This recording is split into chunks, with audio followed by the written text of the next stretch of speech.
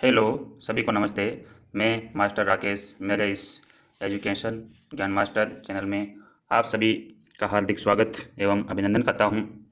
आज हम second grade में पूछे जाने वाले शिक्षा मनोविज्ञान के कुछ महत्वपूर्ण प्रश्न हैं एवं महत्वपूर्ण तथ्य हैं, उनको देखने का प्रयास करेंगे। तो वीडियो को बिना किसी देरी के साथ हम शुरू करते हैं। सबसे पहले शिक्षा मनोविज्ञान का संबंध है। शिक्षा मनोविज्ञान का संबंध शिक्षक, शिक्षण, कक्षा कक्ष, वातावरण एवं विद्यार्थी से होता है। नेक्स्ट हैं जॉन डीवी प्रत्ययवाद के प्रतिपादक थे। उसके बाद टीचनर संरचनावाद के प्रतिपादक थे। कोफका गेस्टल्टवाद के प्रतिपादक थे और वॉटसन व्यवहारवाद के प्रतिपादक थे। आगे ज्ञान और अभिवृत्ति की प्राप्ति अधिगम है। अधिगम की उपरोक्त परिभाषा दी है। ज्ञान और प्रवृत्ति की प्राप्ति ही अधिगम है, यह परिभाषा क्रो एवं क्रो ने दी है। उसके बाद थॉर्नडाइक ने उद्दीपक अनुक्रिया का सिद्धांत दिया है।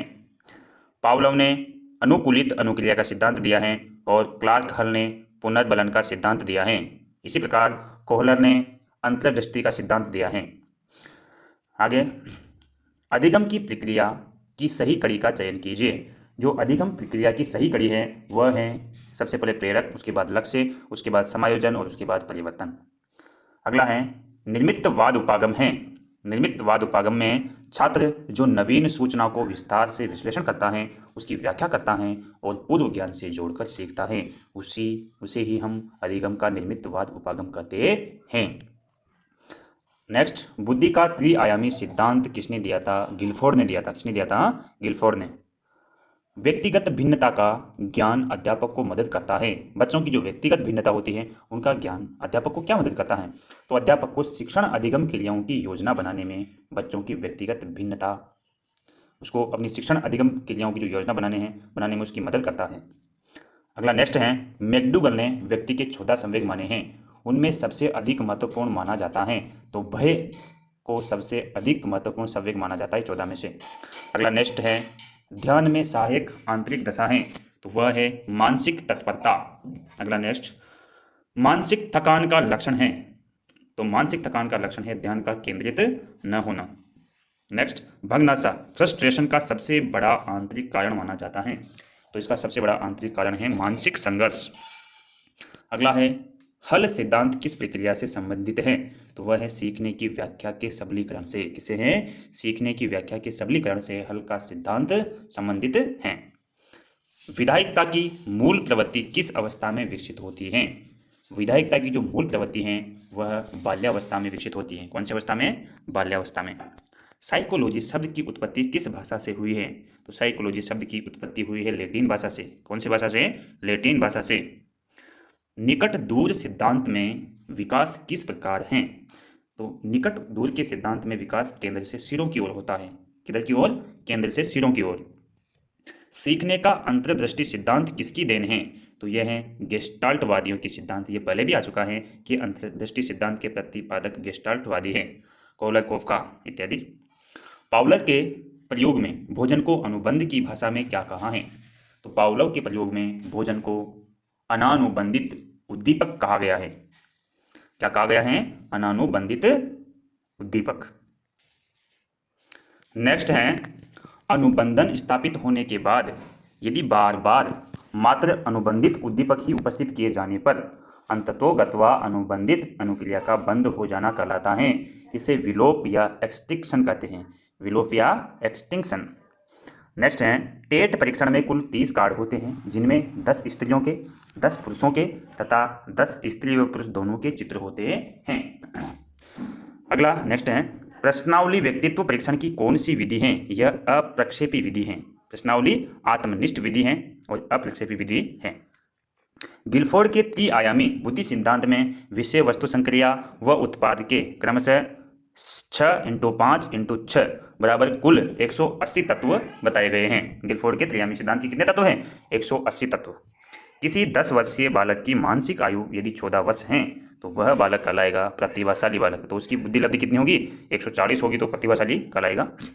बालक की बुद्धि लब्धि ज्ञात करने का सूत्र कौन सा है? तो बालक की बुद्धि लब्धि ज्ञात करने का सूत्र है मानसिक आयु बटा शारीरिक आयु इंटू 100। जो बालक 120 से 140 बुद्धि लब्धि के होते हैं उन्हें हम प्रतिभाशाली बालक कहते हैं। इसने प्राप्त करने की इच्छा अभिप्रेरणा के संदर्भ में क्या कहलाती हैं? यह कहलाती हैं स्वाभाविक अभिप्रेरक। नेक्स्ट है क्रिया को प्रारंभ करने, जारी रखने तथा नियंत्रित रखने की प्रक्रिया है। यह है अभिप्रेरणा। क्रिया को प्रारंभ करने की, जारी रखने की और नियंत्रित करने की जो प्रक्रिया है वो क्या कहलाती है? अभिप्रेरणा। एक बालक जो गणित के अतिरिक्त अन्य विषयों में सामान्य है जबकि गणित में बहुत निम्न उपलब्धि रखता है, ऐसे बालक को निम्न में से किस श्रेणी में रखा जा सकता है? तो उसको रखा जाएगा पिछड़े बालकों में। किसमें रखा जाएगा? पिछड़े बालक में। एक वयस्क का कठिन परिस्थिति में बच्चों की तरह रोना किस प्रकार की प्रतिरक्षण प्रणाली है? तो यह है प्रतिगमन प्रतिरक्षण प्रणाली। अगला नेक्स्ट है उच्च स्व प्रत्यय की सांकेतिक विशेषता है। यह उच्च अभिक्षमता के होते हैं। अगला है छात्र सक्रिय भूमिका निभाते हुए आपस में चर्चा करें, निष्कर्ष निकाले और शिक्षक सुविधा प्रदाता की भूमिका में हो, तो यह किस उपागम की विशेषता है? तो यह है निर्मितवाद उपागम की विशेषता। अगला नेक्स्ट है किसका निश्चय केवल आनुवांशिकता के आधार पर होता है? तो वह होता है बुद्धि का। नेक्स्ट है मनोविज्ञान व्यवहार का शुद्ध विज्ञान है। यह कथन है किसका है? ये सबको आता है आपको, ये वाटसन का है, व्यवहारवाद के जनक वाटसन है। रोसा शाही डब्बा परीक्षण व्यक्तित्व परीक्षण का कौन सा प्रकार है? ये प्रक्षेपी प्रकार है। किस प्रकार है? प्रक्षेपी। रोसा पद्धति में कुल 10 कार्ड होते हैं जिनमें से 5 लाल होते हैं, 2 काले होते हैं, वह 3 अन्य विभिन्न रंगों के होते हैं। थॉर्नडाइक का बुद्धि संबंधी सिद्धांत है।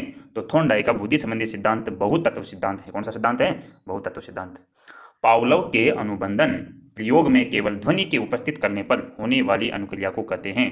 तो उसको कहते हैं अनुबंधित अनुक्रिया, कंडीशनड रेस्पॉन्स थ्योरी। उभयमुखी व्यक्तित्व की विशेषता है।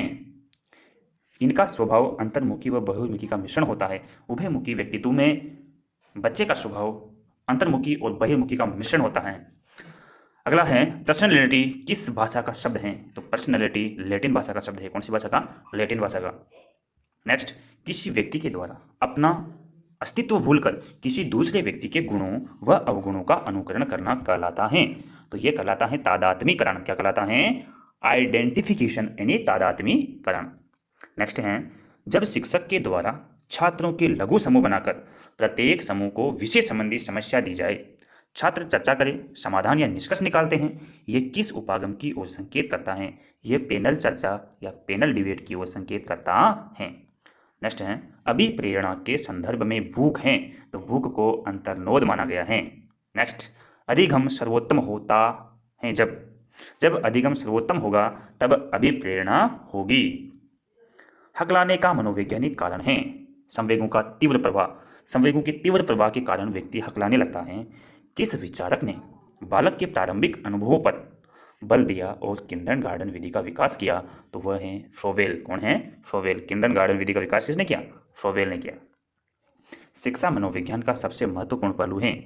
तो शिक्षा मनोविज्ञान का सबसे महत्वपूर्ण पहलू अध्यापक के द्वारा उचित विधियों को अपनाते हुए या अपनाए जाने में सहायक होना। शिक्षा मनोविज्ञान एक शिक्षक के लिए शिक्षण विधियों के अपनाए जाने में सहायक होती हैं। अधिगम के किस सिद्धांत में प्रतिक्रिया होने पर पुनर्बलन देने का सुझाव दिया गया है? तो क्रिया प्रसूत सिद्धांत के अंतर्गत पुनर्बलन देने का सुझाव दिया गया है। किस मनोवैज्ञानिक का कथन है कि संपूर्ण व्यक्तियों को उनके व्यक्तित्व के आधार पर 2 में से एक श्रेणी अंतर्मुखी तथा दूसरी बहिर्मुखी में रख सकते हैं? तो वह है युंग। कौन है? युंग। व्यक्तित्व निर्धारण हेतु स्याही के धब्बों के द्वारा परीक्षण, जिसे हम इंक ब्लॉट टेस्ट का निर्माण, वह किसने किया? वह क्या है? रोस्की ने। किसने किया है? रोस्की ने। नेक्स्ट है एक बालक जो पढ़ने में कमजोर है, अपनी असफलता का कारण वह अध्यापक का पक्षपात बताता है, वह किस रक्षा युक्ति का प्रयोग कर रहा है? तो वह प्रक्षेपण का प्रयोग कर रहा है। किसका प्रयोग कर रहा है? प्रक्षेपण का। अगला है नेक्स्ट गिलफोर्ड ने कौन सा बुद्धि का सिद्धांत प्रतिपादित किया है? तो गिलफोर्ड ने बुद्धि का संरचना सिद्धांत प्रतिपादित किया है। नेक्स्ट है सृजनात्मकता एवं बुद्धि का सहसंबंध है। तो सृजनात्मकता होने के लिए प्राय औसत से अधिक बुद्धि होनी चाहिए, तभी जाके सृजनात्मकता एवं ये बुद्धि का जो सहसंबंध है वो बैठ पाएगा। अध्यापक के द्वारा निरीक्षण के माध्यम से प्रतिभाशाली बालक की पहचान किस कारण कठिन है? तो इसमें है निरीक्षण के द्वारा भावात्मक समस्या से ग्रस्त प्रतिभाशाली बालकों की पहचान अध्यापक के द्वारा नहीं हो सकती। अगला है लैटिन शब्द साइको का अर्थ है आत्मा और अभिप्रेरणा सीखने का सर्वोच्च राजमार्ग माना गया है। नेक्स्ट, व्यक्तित्व शब्द की उत्पत्ति लैटिन भाषा के किस शब्द से हुई है? पर्सोना शब्द से हुई है। ये प्रश्न पहले भी आ गया है और ये बार बार सेकंड ग्रेड की एग्जाम्स में पूछा जाता है। अगला है CAT, केट व्यक्तित्व परीक्षण की कौन सी विधि है? तो ये है प्रक्षेपी विधि। अगला नेक्स्ट है, उद्दीपक अनुक्रिया के मध्य साहचर्य करने वाले प्रक्रम को कहते हैं? तो उसको कहते हैं अधिगम। क्या कहते हैं? अधिगम। एक बालक संगीत की अद्वितीय प्रतिभा का धनी है, वह कौन सी श्रेणी में आता है? तो वह आता है विशिष्ट श्रेणी में। कौन सी श्रेणी में? विशिष्ट श्रेणी में। नेक्स्ट है, एक विकलांग बालक अत्यधिक परिश्रम करके कक्षा में प्रथम आने का प्रयास करता है, यह किस प्रतिरक्षक प्रणाली में रखेंगे? इस बालक को हम कौन सी प्रतिरक्षक प्रणाली में रखेंगे? तो वह क्षतिपूर्ति में आएगा, कॉम्पेंसेशन के अंदर। नेक्स्ट है, छात्र समूह में चर्चा कर समस्या का हल निकाले और शिक्षक सुविधा प्रदाता की भूमिका में हो। ये उपागम कैसा उपागम है? ये निर्मितवाद उपागम है। ये पहले भी सेकंड ग्रेड की एग्जाम में पूछा गया है और ये बार बार पूछा जाता है। अगला नेक्स्ट है, स्वप्रत्यय के निर्माण में सहायक हैं? तो ये है अभिक्षमता। स्वप्रत्यय के निर्माण में अभिक्षमता शामिल है। नेक्स्ट है, व्लादिमीर कोहलर तथा कोफका को गेस्टाल्टवाद का प्रतिपादक माना जाता है। एक महत्वपूर्ण तथ्य है, ये बार बार पूछा जाता है कि गेस्टाल्टवाद के प्रतिपादक कौन हैं? तो मैक्स व्लादिमीर, कोहलर और कोफका, ये तीनों ही गेस्टाल्टवाद के प्रतिपादक माने जाते हैं। वर्तमान समय में मनोविज्ञान है व्यवहार का विज्ञान।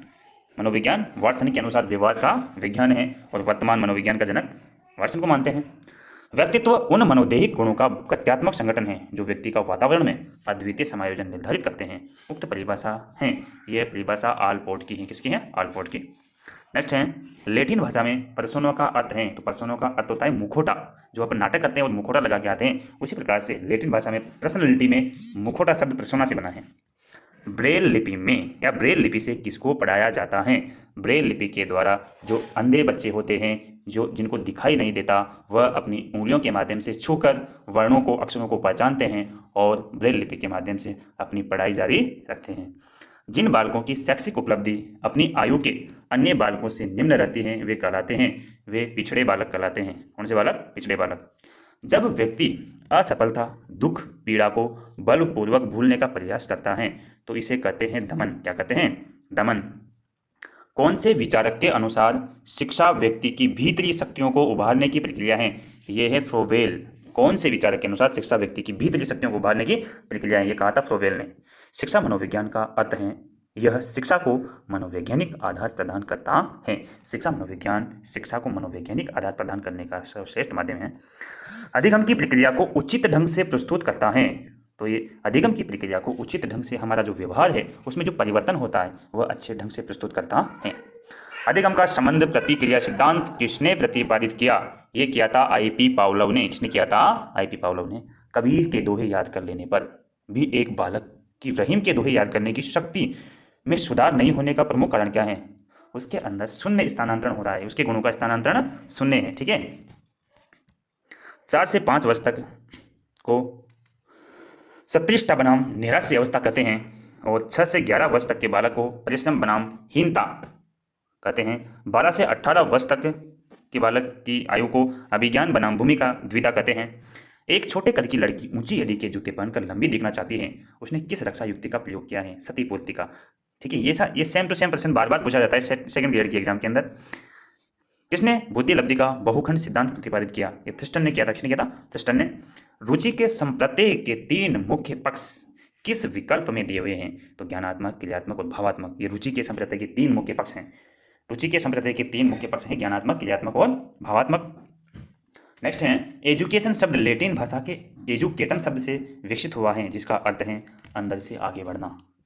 इसके बाद नेक्स्ट है, साइकोलॉजी शब्द की उत्पत्ति लैटिन भाषा के 2 शब्दों से मिलकर हुई है। साइको का मतलब है आत्मा तथा लोगस का मतलब है अध्ययन, अर्थात आत्मा का अध्ययन ही साइकोलॉजी कहलाता है। लेकिन आजकल ये वर्तमान में चेंज हो गया है। अब वर्तमान में वाटसन की सबसे मान्य परिभाषा है व्यवहार का अध्ययन ही साइकोलॉजी या मनोविज्ञान कहलाता है। आजकल व्यवहार देखा जाता है। तो आज से पूर्व जितने भी सेकंड ग्रेड के पेपर हुए हैं उन प्रश्नों का मैंने आपको अच्छी तरह से हल करवाया है और इनमें से बार बार प्रश्न पूछे जाते हैं। तो अब हमारे वीडियो को हम यहीं समाप्त करते हैं। जय हिंद, जय भारत, धन्यवाद। दोस्तों, यदि ये वीडियो पसंद आए तो मेरे चैनल को लाइक, सब्सक्राइब एवं इस पर कमेंट अवश्य करें। धन्यवाद।